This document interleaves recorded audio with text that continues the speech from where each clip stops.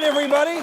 Well, it's the start of our show. We're bringing out our first guest now. He's a broadcaster for WEEI here in Boston. Please welcome Jon Meterparel.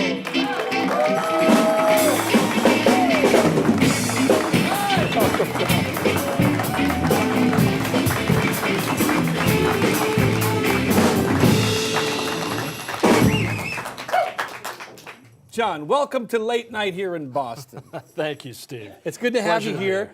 You got a lot of fans here in Boston on WEEI. You're on the Dennis and Callahan show. And we talked downstairs about this. You were not working in Boston at the time, but you met Jerry Callahan. What happened there? How did this happen? Well, you know, he just took, he looked at me and said, you know what, kid, you deserve to be in Boston. And I said, hey, you're right, Jerry. No, actually, he came down to do a story for Sports Illustrated and, quote, discovered me. Clearly, my natural talent took over. And he said, you know, I'm going to remember you, kid, after he left my show. And I said, yeah, whatever. You know, he says that to everybody.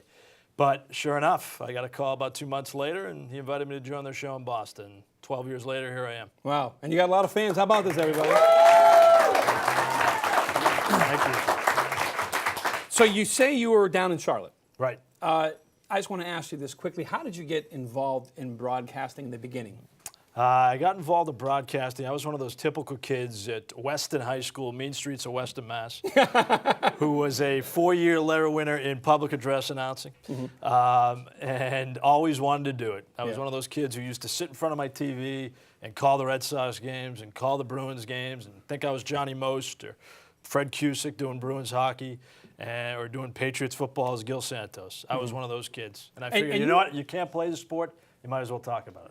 Now, didn't you this year get a chance to do it on Fenway and call? I did a couple of public games, public address at Fenway Park, which was a bucket list item. And now I can cross off the Steve Katsos show on the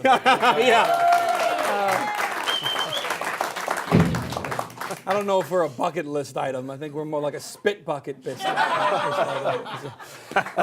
But now you're doing all kinds of stuff. You're at Boston College. That's and right. For years you've been calling football, and now you're calling basketball as well. So you're like the play-by-play announcer for BC. I'm that guy.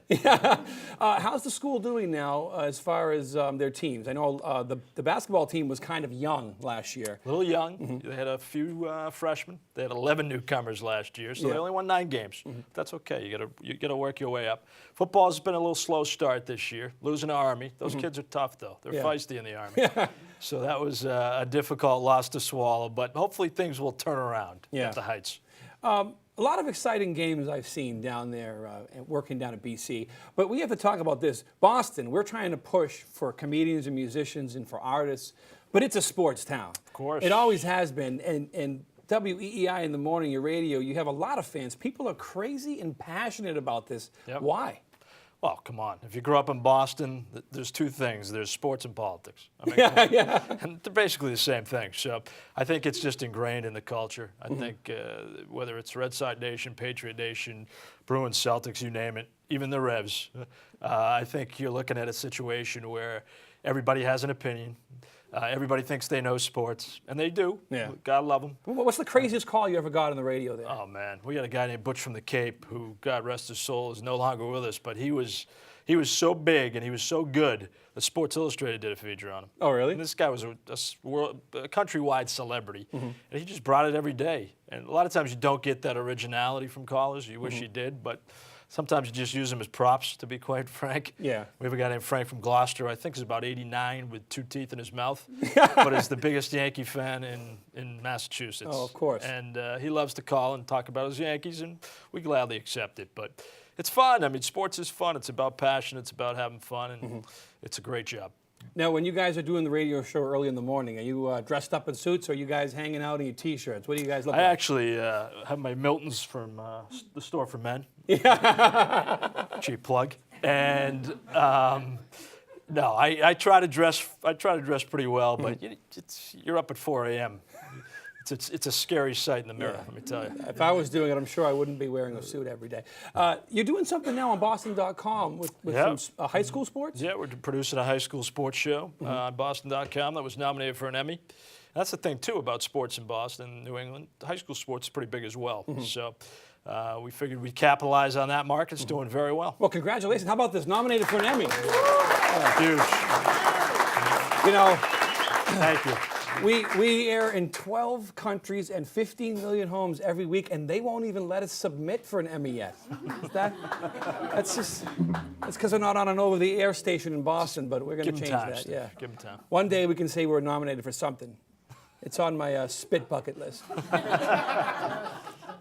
Now, if people are watching, especially over there in London, yes. You have your show with Dennis and Callahan. It's airing on Nessun. It is on So people Nessun. can watch it over there. And what is that? It's the whole radio show? It is. We're simulcast from 6 to 9 every morning, Monday through Friday, so you can catch this beautiful face on Nessun.